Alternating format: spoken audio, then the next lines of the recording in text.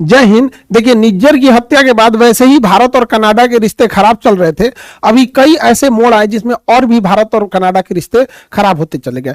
और दूसरी सूचना देखेंगे हम लोग कि बीपीएससी वाले बैच के बच्चे जो ऑलरेडी दरोगा सेलेक्टेड है, उनके लिए नेक्स्ट बैच में उनका अलग सेपरेट बैच बना के उनके लिए क्या क्या किया जाएगा। तो पहले समझते हैं। देखिए, निज्जर की हत्या कर दी जाती है, इसके लिए कनाडा बहुत भड़कता है क्योंकि भारतीय, इनका कहना है कि ये भारतीय मूल के थे लेकिन कनाडा के नागरिक थे, इनकी हत्या में भारत का साथ है। इन्होंने बताया था यहाँ पे, जबकि उसी दौरान एक गुरुपतवंत सिंह पन्नू, एक बड़ा कंट्रोवर्शियल बयान आता है और इसकी एक असैसिनेशन की एक नाकाम कोशिश होती है, जिसमें होता क्या है कि एक हिटमैन हायर किया जाता है, जो ऐसा पता चलता है कि वो अमेरिका का ही एफबीआई का एजेंट था जो सारी बातें बता देता है। जब इसकी जांच होती है तो ऐसा कनाडा और अमेरिका का कहना है कि निखिल गुप्ता नाम के एक व्यक्ति ने पैसे देकर मर्डर कराने की कोशिश की थी, लेकिन जिसको पैसे दिए गए थे वो एफबीआई का एजेंट निकला था। यहाँ पर निखिल गुप्ता की गिरफ्तारी चेक गणराज्य से कर ली जाती है और इसके बाद पता चलता है कि कोई विकास यादव नाम का कोई व्यक्ति के बारे में इनकी जांच में पता चलता है। तो अमेरिका और ने अपने एफबीआई में मोस्ट वांटेड में डाल दिया है विकास। क्या चीज है? मर्डर के लिए है, मर्डर के लिए हायरिंग करने के लिए, कॉन्स्पिरेसी के लिए, मनी लॉन्ड्रिंग के लिए। अब इनके 3 फोटोज यहाँ अवेलेबल है। ऐसा कहा जाता है कि ये पहले फॉर्मर रॉ एजेंट भी रह चुके थे। भारत का कहना है कि अब ये रॉ एजेंट में नहीं है, फिलहाल दिल्ली पुलिस के गिरफ्त में है। ये सारी घटनाओं के बाद कनाडा, अमेरिका और ये सब एक हो गए और भारत को कहने लगे कि ये घटनाएं भारत के लिए, भारत सही नहीं कर रहा है।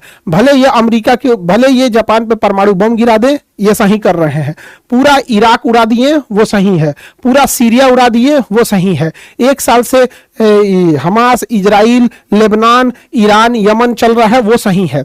यूक्रेन में लड़ाई हो रहा है, वो सही है। वियतनाम पे 27 करोड़ बम गिरा दिए, वो सही है। लेकिन भारत अपना चुपचाप टुकड़ा करा ले, ये यही चाहते हैं। अभी भी जिनको लगता है कि यूरोप वाले हमारे दोस्त हैं, अभी भी अपनी आंखें खोल के देख लीजिए, आपको पता चल जाएगा क्या है। कनाडा के राष्ट्रपति आते हैं और भारत पे एलिगेशन लगाना चालू करते हैं और इन्होंने जांच जो किया उसमें भारतीय राजदूत का भी नाम जोड़ दिया। अब भारतीय राजदूत का नाम जोड़ दिया कि ये लोग भी इस हत्या के आरोप में या फिर इस कंस्पिरेसी में ये लोग शामिल थे। और इनकी विदेश मंत्री कहती है कि हाँ, इनके ऊपर हम उचित कार्रवाई करेंगे। भाई विदेश मंत्री, आप फाउंडेशन क्लास कीजिए, हम आपको क्लास में बता देंगे कि वियना संधि के तहत किसी राजदूत के ऊपर कार्रवाई नहीं की जा सकती। वहां की पुलिस भी कह रही है, सब क्लास वलास नहीं किया है सब यहाँ पर, जिसके ऊपर एफआईआर कर देगा सब। यहाँ पे वियना संधि के तहत किसी राजदूत के ऊपर एफआईआर नहीं किया जा सकता है। लेकिन इस घटना, केवल नाम दे जाने की वजह से भारत इसका विरोध दिखाते हुए अपने राजदूत को वापस बुला लेते हैं और कहते हैं कि कनाडा से अब रिश्ते एकदम खराब होने के कगार पे पहुंच गए हैं। और यहाँ राजदूत होता है, किसी भी 2 देशों के बीच संबंध को राजदूत ही स्थापित करता है। जब राजदूत एम्बेसडर ही नहीं रहेगा तो कोई आदान प्रदान बातों का नहीं हो पाएगा। लेकिन ट्रूडो चुनाव जीतने के लिए किसी भी हद तक जाने के लिए तैयार है यहाँ से। तो कनाडा ने अपने राजदूत वापस बुला लिए, कनाडा से हम लोग ने राजदूत वापस बुला लिए हैं। और जो कनाडा के राजदूत भारत में थे, उन्होंने भी कह दिया कि जाओ भैया, तुम लोग का यहाँ कोई काम नहीं है। भारत ने अपने राजदूत को वापस बुलाया तो अमेरिका और वेस्टर्न मीडिया है वो ये छाप रहा है कि कनाडा ने वापस भगा दिया। अरे हम लोग वापस बुलाए हैं, कोई भगाया नहीं है। और हमारे देश में जो न्यूज चैनलों पे विस्कन्याएं हैं, उनकी उतनी पहुंच नहीं है। अभी ये लोग, हाँ आप बताइए, 4 गो बकलोल को बैठा के, हाँ आप क्या कहना चाहते हैं, आप क्या कह देते हैं, ना खर ना पतवारो जनेन प्रधान। तो हमारे मीडिया में क्या होता है, यही सब चीजें तो हो रही हैं हमारे यहाँ पे। हमारी मीडिया के पहुंच इंडिया के बाहर है ही नहीं है। और पूरा दुनिया चौपट हो जा रहा है। न्यूज सुन के देखिएगा तो ऐसा लगेगा आप सिंगापुर में बैठे। तो हमारी मीडिया नहीं पहुंच पा रही है और भारत की वहां बाहर में बड़ा छवि खराब कर रहे हैं सब यहाँ पे। हालांकि ऐसे घटना एक बार और हुई थी 2013 में, देवयानी खोबरागड़े को वहां की पुलिस ने अरेस्ट कर लिया था। हमारी राजदूत थी यहाँ पर देवयानी खोबरागड़े, उन्हें अरेस्ट नहीं करना चाहिए था वियना कन्वेंशन के हिसाब से, लेकिन बावजूद उन्हें अरेस्ट कर लिया था। आप समझिए राजदूत का पावर क्या होता है कि राजदूत को अरेस्ट नहीं कर सकते। अच्छा, इन लोग की हिपोक्रेसी देखिए। ईरान का राजदूत बैठा था सीरिया में, ईरान का राजदूत सीरिया में बैठा था, इजराइल ने बम गिरा दिया। तो भाई इजराइल ने बम गिरा दिया, ये अपने सेफ्टी के लिए कुछ भी कर सकता है। तो भाई जब इजराइल को अधिकार है अपनी सेफ्टी का करने के लिए, तो भारत को क्यों नहीं अधिकार है अपनी सेफ्टी के लिए काम करने के लिए? तो लेकिन भारत के लिए ये लोग नियम लगाते हैं। ये मतलब इनका अपना है, या अंग्रेजों के लिए कोई नियम नहीं होता है यहाँ पर। अब ये सब अपना एक ग्रुप बनाए हैं सब, 5 आईज, 5 देश मिलके फाइव आईज बनाए हैं सब, कि मतलब कुछ भी होगा हम लोग थुथुर पे लाठी रोक लिया जाएगा, हाँ हाँ हाँ हाँ करके चिल्लाएंगे, हम लोग एक ही जगह हो जाएंगे लोग, पांचों लोग मिलकर। कौन है भैया? कनाडा, अमेरिका है यहाँ पर इस एरिया में, ऑस्ट्रेलिया, न्यूजीलैंड है और ये ब्रिटेन है यहाँ पर। यही मोदी जी गए थे तो मोदी जी को बॉस कहा गया था। भारतीय मीडिया देख लो यहाँ पर, अभी बॉस कह रहा था, अभी भारत से कह रहा है कि नहीं, कनाडा से संबंध अच्छे करने चाहिए, भारत को अपनी छवि सुधारनी पड़ेगी, भारत को अपने काम करने के तरीके बदलने पड़ेंगे, यही वाले हैं सब यहाँ पर। तो ये फाइव आईज एक हो गए हैं सब और भारत को नसीहत दे रहे हैं सब। अब कनाडा में ये सारा चीज इलेक्शन की वजह से हो रहा है। अब समझिए कनाडा की जो डेमोग्राफी देखते हैं हम लोग यहाँ पर, तो कनाडा की अगर आप टोटल आबादी देखेंगे उसमें तो लगभग 4 करोड़, पौने 4 करोड़ के आसपास आबादी मिलेगी। इस आबादी में सबसे ज्यादा प्रतिशत ईसाइयों का है, उसके बाद हिंदू के 2.5% है और ये सिख जो है, ये सिख लगभग 2% है।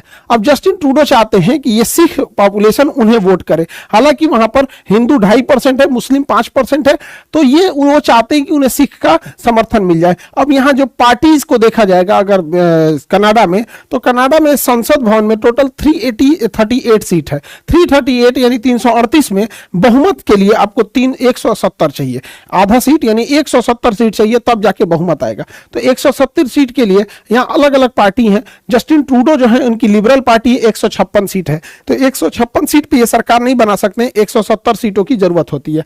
जबकि कंजर्वेटिव पार्टी के पास 118 है, तो दोनों लोगों के पास स्पष्ट बहुमत नहीं है, इसलिए इन्हें गठबंधन की जरूरत पड़ती है। अब ब्लॉक पार्टी के पास 32 सीट है और न्यू डेमोक्रेटिक पार्टी के पास 24 सीट है। न्यू डेमोक्रेटिक पार्टी जो है ये खालिस्तानी सपोर्टर पार्टी है यहाँ पर, और इन्हीं के सपोर्ट से इनकी सरकार चल रही थी। जब इनका गठबंधन था तो इनके पास न्यू डेवलपमेंट पार्टी से, जब गठबंधन डेमोक्रेटिक पार्टी से था तो इनके पास 180 सीटें थी गठबंधन की वजह से, तो 170 चाहिए, 156 इनका, 24 इनका, तो 180 हो जाता था।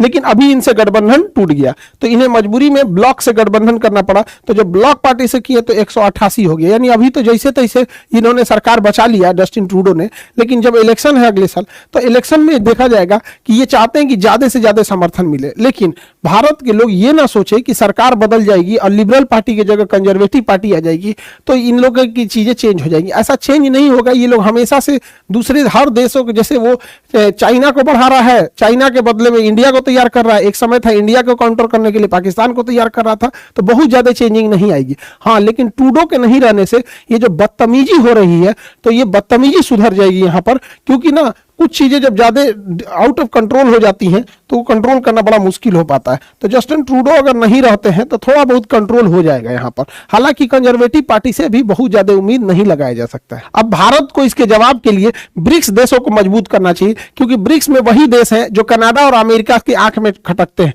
इंडिया है, चाइना है, रशिया है, ये मेन कंट्रोलिंग पावर है यहाँ पर ब्रिक्स देशों में। और यहाँ पर G7 देखेंगे तो G7 की मीटिंग कनाडा में होने वाली है। ऑब्वियस बात है कि भारत कनाडा में G7 की मीटिंग लेने नहीं जाएगा, और अगर चला गया तो शर्म की बात है भाई, क्या जरूरत है जाने की। आपने राजदूत वापस बुला लिया और बदतमीजी से बतिया रहा है, क्या जरूरत है वहां पे। और G7 के बदले हमें ब्रिक्स को इतना हाइप देना चाहिए, इतना हाइप कि G7 ऑटोमेटिक कमजोर होने लगे। इससे अमेरिका को दिक्कत होगा, क्योंकि G7 7 शक्तिशाली देशों का समूह है जिसका लीड कर रहा है अमेरिका, लेकिन ये पतन के कगार पे है। और ये जो ब्रिक्स है ये उभरते हुए शक्तिशाली देशों का समूह है, इसको लीड कर रहे हैं सब तीनों देश, इंडिया, चाइना और रशिया यहाँ पर। तो ब्रिक्स जाएगा तो G7 की वैल्यू घटेगी। अभी दोनों बराबरी पे चल रहे हैं सब लगभग, लेकिन G7 अपने डाउनफॉल की ओर बढ़ रहा है, तो ब्रिक्स को देखेंगे तो ये अपने अपवर्ड की डायरेक्शन में बढ़ रहा है। तो इसी को कंट्रोल करना बहुत ज्यादा जरूरी है। अगर ये इन्हें छोड़ दिया जाएगा तो अमेरिका, ब्रिटेन ये प्रेशर लगाएंगे किस चीज के ऊपर, कनाडा के ऊपर। रीजन क्या है कि अगर कनाडा को ज्यादा छूट दिया जाएगा तो इंडिया, चाइना, रशिया और ये ईरान ये आपस में ज्यादा करीब आएंगे, जिससे कि अमेरिका को भी काफी ज्यादा दिक्कत होगा। यूक्रेन की लड़ाई वगैरह में भी बहुत दिक्कत होगा। हालांकि यूक्रेन की लड़ाई कुछ दिन की मेहमान है, जैसे डोनाल्ड ट्रंप आएंगे यूक्रेन को दी जाने वाली सारी मदद की राशि को वापस ले लेंगे, उधर रशिया उनका बैंड बजा देगा।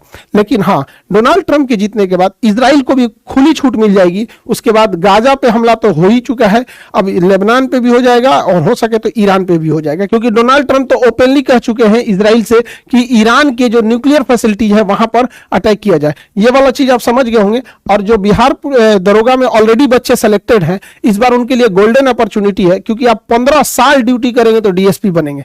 15 साल एकदम रगड़ के एकदम हालत खराब हो जाएगा तब। और आप लोग के लिए बढ़िया मौका है एक ही बार प्रमोशन के लिए, क्योंकि इस बार बीपीएससी में 2000 से प्लस सीटें हैं। यहाँ पर इतना सीट कभी नहीं दिया था, लगभग 250 डीएसपी की सीटें हैं। तो जिन लोग का है यहाँ पर, तो उनके लिए एक अलग से हम लोग एक ड्रॉ कर रहे हैं, ताकि वो लोग कैसे तैयारी करेंगे अपने ट्रेनिंग के दौरान। तो जो सेलेक्टेड हो गए हैं बच्चे, वो सारे बच्चे जो सीरियस हैं आगे बीपीएससी में बैठने के लिए, तो वो लोग कल यानी मंडे के दिन 21 तारीख को, कल मंडे है 21 तारीख है, तो कल 21 तारीख को शाम को सेंटर पे आएंगे। उन्हें सारा स्टडी मटेरियल दिया जाएगा, आंसर राइटिंग दी जाएगी, कितनी चीजें, लगभग 30 से 40 के आसपास में किताबें, स्टडी मटेरियल, आंसर राइटिंग, और उन सब का एक अलग ग्रुप रहेगा जिसमें कि उसे उसी हिसाब से सिलेबस डिजाइन किया गया है कि वो ट्रेनिंग में रहने के दौरान भी पढ़ सके यहाँ पर।